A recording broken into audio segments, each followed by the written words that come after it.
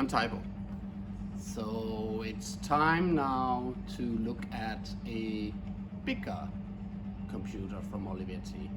When I say bigger, you know, we've been through the M24, the M24 SP, and I'm currently looking at the M240. They are all 86 computers.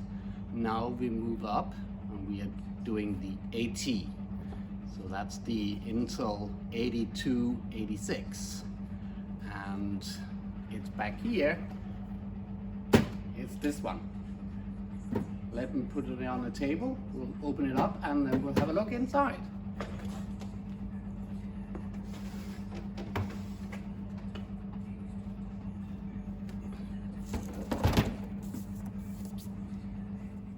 So I adjusted the camera a little bit so we can look inside it. Same mechanism as the other ones. And this one looks okay. There's no rust for change, but there's a lot of dust, but we'll clean it up afterwards. And in here, we now see that this one comes with 1, 2, 3, 4 cards. So obviously here we have the CRT. This one would be a memory card, a memory expansion. This one will be most likely a hard disk controller, and the last one will be a floppy disk controller. I will assume. Seems so, yes. That means that, as we know by now, the motherboard is underneath. That doesn't provide a built-in floppy disk drive. This one has the 5.25, and this one is a 1.2 megabytes. I know there is a hard disk down there, so this is 1, 2, 3 level down. So compare this one to the M24, where you only have 2 units. The M28 is a 3-unit high computer case. There's a little bit of difference between this M28 and the M24. One of them is that, as you know by now, that the M24, it's easy to get the disk units out. You just have a lever where you put your screwdriver in, push it down, and you can pull this one out, that unit. That doesn't apply anymore. For some strange reason, Olivetti decided to go away from that, and we are back at everything is screwed in, so we have to screw them out to get the units out. Let me start by getting my screwdrivers and take some of the cards out so we can have a closer look at that.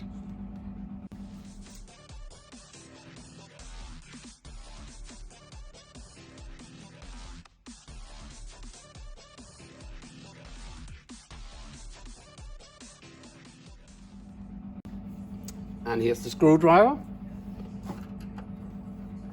Let's take out all the screws first.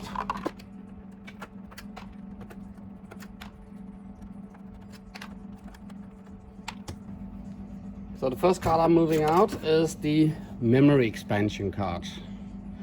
This is an Intel above board AT memory expansion card. I don't know the exact memory size on it, but we will have a look at that later on when I'm done cleaning the computer up, and we can then turn it on and see how much is inside. But I will assume this is probably most likely 1 megabyte. Dust. The next card is then the hard disk controller.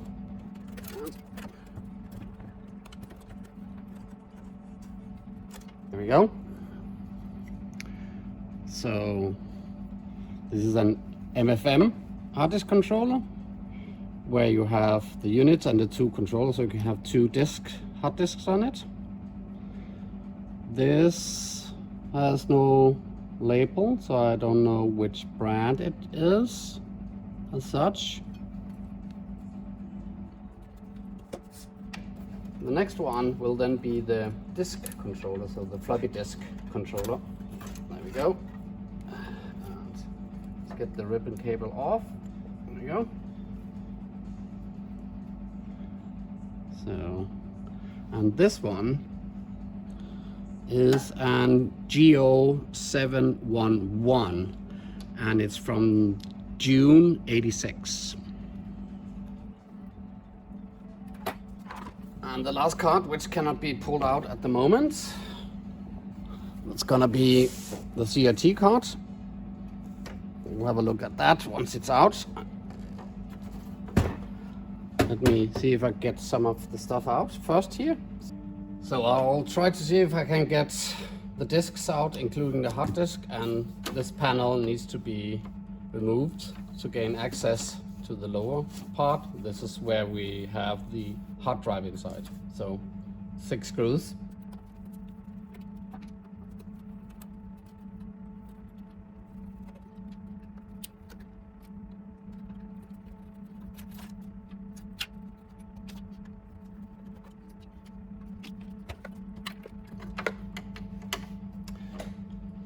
So the first one is the floppy drive, which is a 5 1/4 and 1.2 megabytes.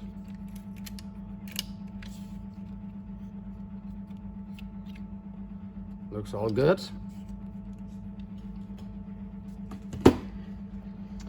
And down here we have the hard drive. Let me unhook it from behind.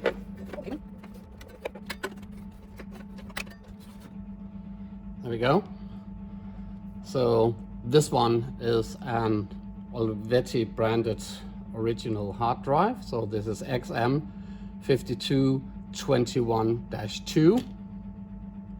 Seems to be no errors on it when it was produced.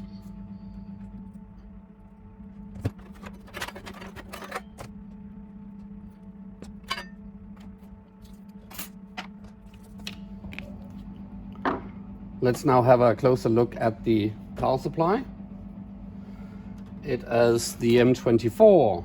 Also, it's more or less the same unit. The connections are the same. So here we have the 12 volts. Then we have the 5 volts going to the motherboard. One of the 12 volts, this one on the left, the thick one, goes into the graphics card, the CRT card, which then provides 12 volts in there. And as you know by now, if you had the Olivetti color monitor, it has to have power from the power itself. But if you had a black and white, green or amber screen, the voltage for the actual screen comes directly from the card. It's the 12 volt and it is provided this way. Let me hook it off. Take it over there. The other 12 volts, that's here and here, there are 2. So that was the CRT. This one goes down to the unit, to the expansion board, and provides 12 volt for the expansion board. Here we have a battery. It's not leaking, which is nice. Well, it has to be replaced.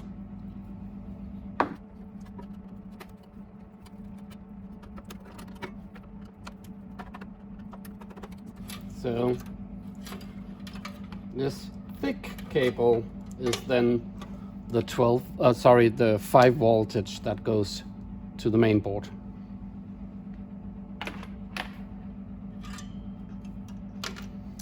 Let's see if we can get that board out.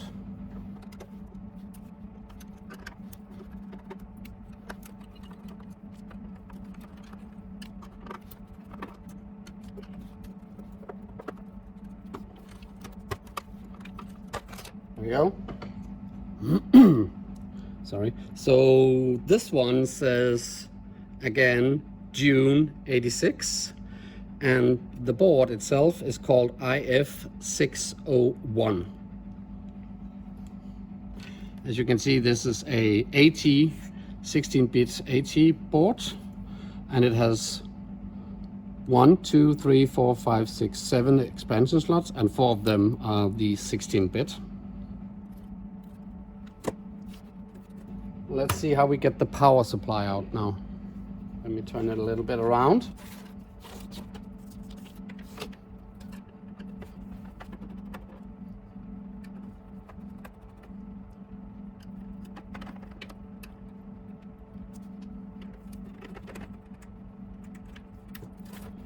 we go. As if I turn this a little bit more around, I have a challenge. So the power supply is loose by now, but this is the power to the fan probably, which I need to figure out. So I probably need to take this off, this plate first. And I have this big wire going somewhere. No idea, but it seems to go down to the motherboard somehow. So let's tackle it from this angle.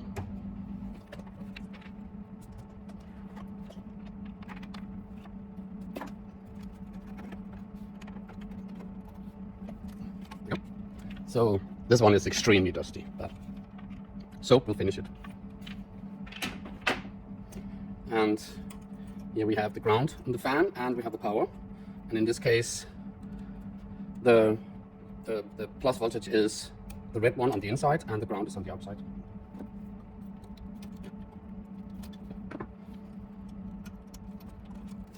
So the fan cannot easily be removed because it has these. It's not a screw, but it's some rubber, which makes it flexible, but I cannot pull it out, but it's fine when I'm cleaning it. So now the power supply is almost free. I will see there's a screw, so I'll see what this goes.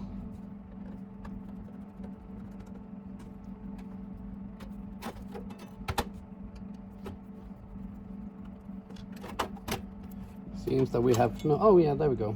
Cool. So this is completely new. I've never seen this cabling before. As I said, somehow it's going down to the motherboard, but now a power supply is. And it's the typical design of the power supplies by Olivetti. So down here, it consists of two elements. So down here we have the high power, and here we have the low power. So this is the 220, and this is where it produces the 5 and the 12 volt. Yeah, needs some love, but we'll fix it.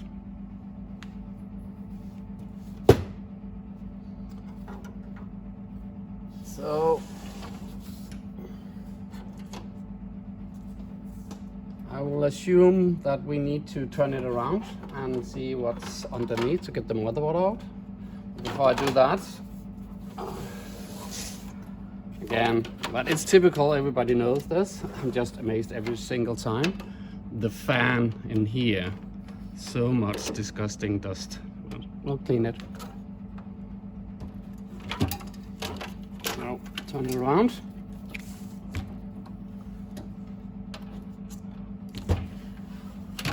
I'm not sure how to get this one off. Slide it slowly, and yeah, fine. Just dust, but it's fine. And as you saw, the clock battery was in here, so there's no possible leakage of battery corrosion as I see on all the other models, the M24, SPE 240. The corrosion always goes in this area, but there's nothing, so that's nice. Oh, I see now. So, sorry. So if I find the power supply, so that one that we found, that goes in here, and all it does is the on and off button. So this is for on and off. Let me get rid of the motherboard. So I see we have to tackle a total of 11 screws on the top.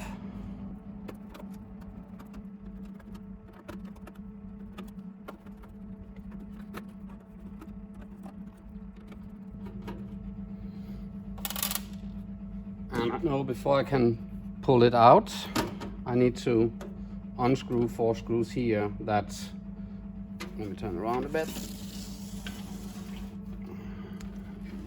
So it's the same with all the models. So these 4 screws also need to be out.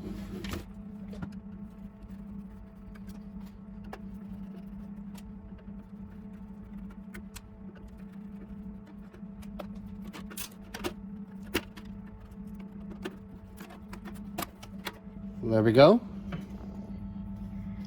We have the 8286 up here. And here we have the markings. So this says March 87. And this board is called BA807.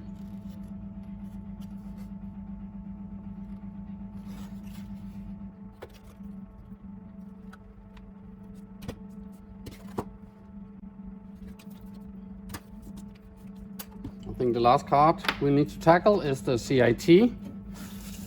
So in order to get the CIT card out, we need to figure out a way to remove this backplane. And in order to do that, I'll assume we somehow need to remove this one also.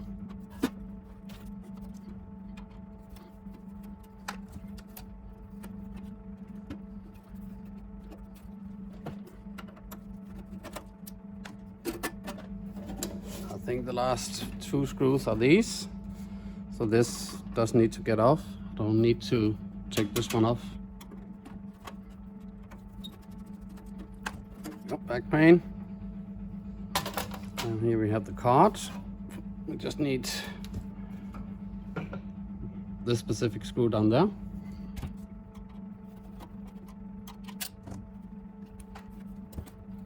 There we go. Also a lot of dust. And this one, the dating says December 86, and it is a GO709.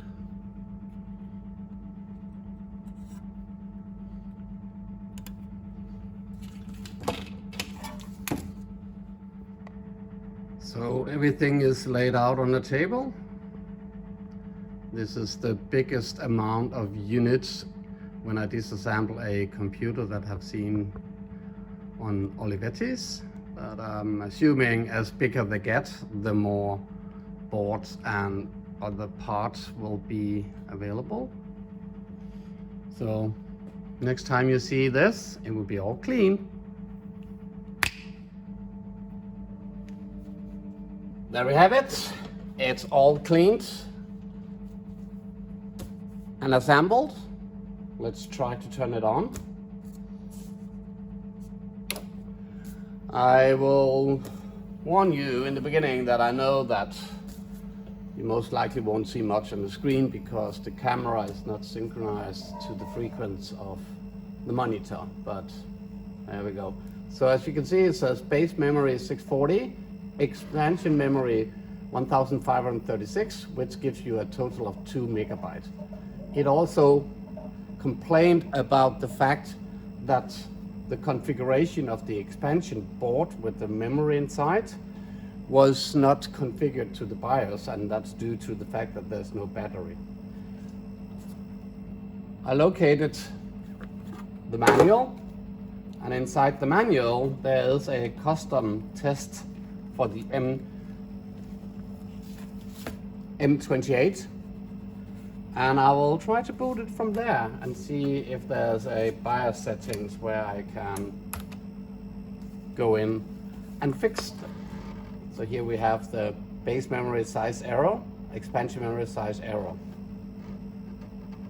So it boots from the floppy.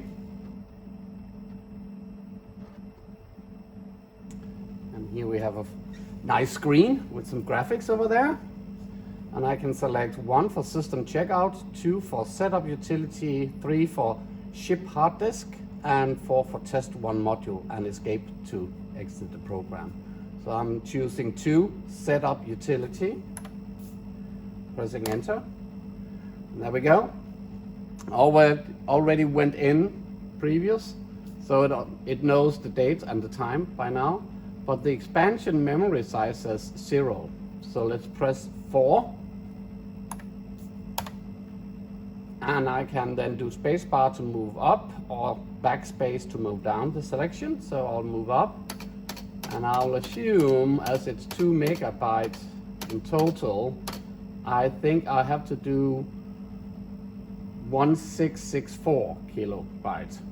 That should give me the total of the 2 megabyte. What the expansion board seems to be doing is that it actually takes, there's only 512 kilobyte RAM on the motherboard. So it takes from 512 to 640 from the expansion board. So you have a regular 640, and then it moves everything up from there to 2 megabyte for the expansion.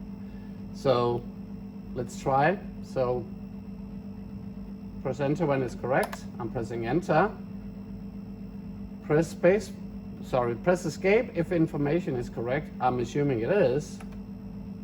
So it's booting, counting up the memory, 512, 640, expansion memory.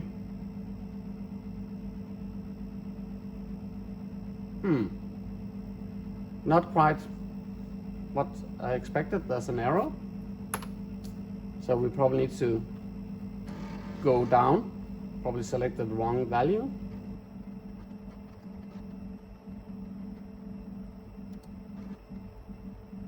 We're back in the setup menu. So 2, expansion, 4, enter, and I'm going down by pressing spacebar. So I'm saying 1535, so 1.5 megabytes.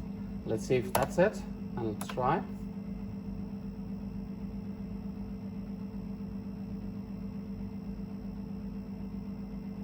Still seems to be an error.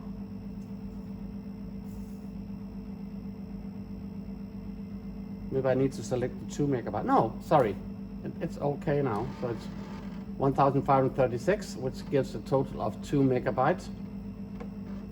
It says base memory size error, run setup though. I had 2 errors, now I'm down to 1. So what could that be?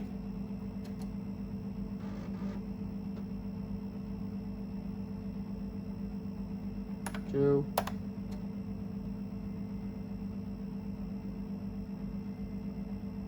the base size memory 3,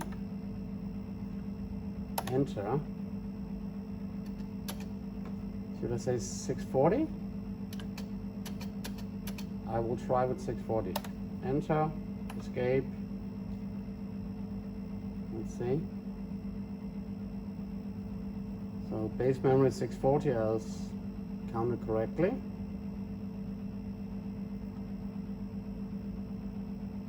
Probably counting the expansion memory, it is right now. Oh, and the error is gone. Cool. Perfect.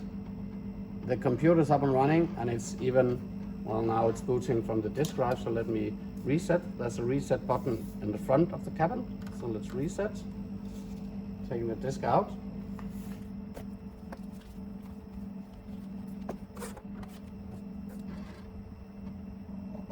There we go. We are booting from the hard drive now. Perfect. F10 to go out of Nordic Commander. CLS, version VER. So this is installed in Olivetti Personal Computer DOS version 3.2, revision 3.27. So that's it. That's good. It's up and running, the hard disk is working, so everything is cool. I know what you're thinking. Hold on, Tybo. Didn't you forget something? You're right. We need check it. So copy check it out and let's run it.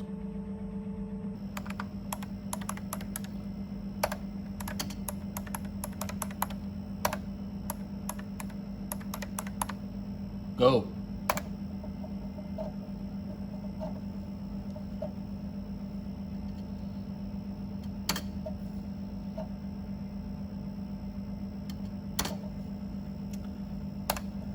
So we see this is the DOS version 3.2. The BIOS name is saying Olivetti. It's an 8286 AT machine, also in the States known as the AT&T 6300 Plus.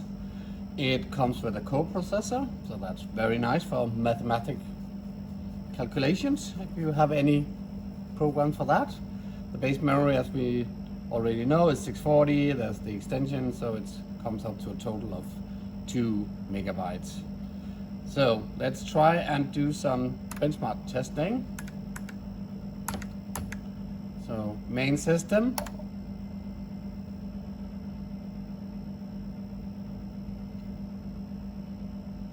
Still calculating the math speed. There we go. Oh, looks nice and fast, right? Pop, pop. So compared to an IBM PC-XT, it says it has 1,000, almost 1,500 dry stones, and the math speed is 242.6 K. So pretty fast. There we go. Let's go back to the original program and let's finish this up. So that's it. That's good. It's up and running, the hard disk is working, so everything is cool. Before I get into it, small of the details within the computer, I just want to run the video where I'm actually testing the power supply, so you can see that it's obviously is working, but there were no problem with it. I'll just run it quickly and then we come back. Go. So it's clean.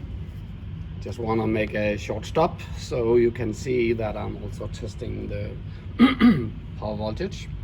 So this is +5 and this is ground. So let's see if I turn on. I had to hook it up to the actual computer because, as you saw, this is connected to the on and off button in the front of the cabinet, so I need to have this on. So turning it on, let's see, 5.3, perfect. Turning it off, look, it waits a while. So all good. Welcome back. Yeah, let me just be honest. The high voltages, that's absolutely not my thing. But obviously I have some skills in testing power supplies, and even though I only showed you that I tested the 5 voltage rail, I also did the testing of the 12 volt and looked at whether or not the actual power, the high voltage came in at 220 volts, which we have here. So that was all good.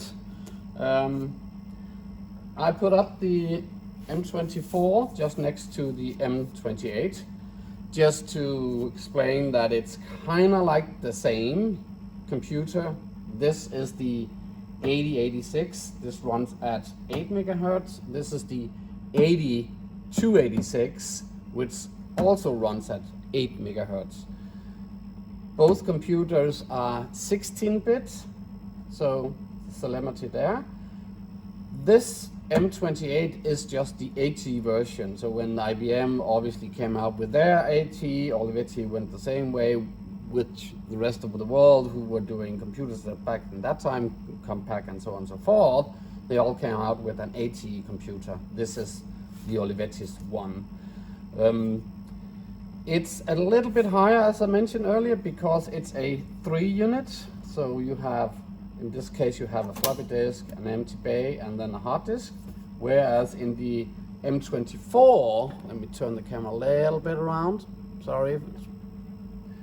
So we have a 2 unit. So back in here, there is actually a hard drive, and then we have a floppy drive. But besides that, it's more or less the same. It's the same cabinet type. It's the same power supply. The motherboard is on the bottom, and so on and so forth, with the expansion card on the top, as you saw. And there's 7 of them in both of them. So all in all, they kept their design when they moved from the 24 to the 28. And in a later video, I will also do the same cleaning and inspecting the M280, which were just the newer version of the M28. In between those two, the M28 and the M280, there was an SP version of the M28, so M28 SP. Just as they did with the M24, they made an M24 SP. I showed you the comparison with the M24 and the M24 SP. Somewhere you can see it, I will put a link. And it's the same thing. So the SP version went from 8 megahertz to 10 megahertz when it was the SP version. So that's it for this walkthrough of the M28, cleaning it and enjoying it working flawless. So thank you very much for watching this episode. And you know what? Give me the thumbs up if you really liked it, so I can see if you appreciate the content that I'm doing. Otherwise, that's this one. And most importantly for me, please do subscribe so you get the content notification when I'm producing new videos. Again, thank you very much for watching. See you soon. Bye.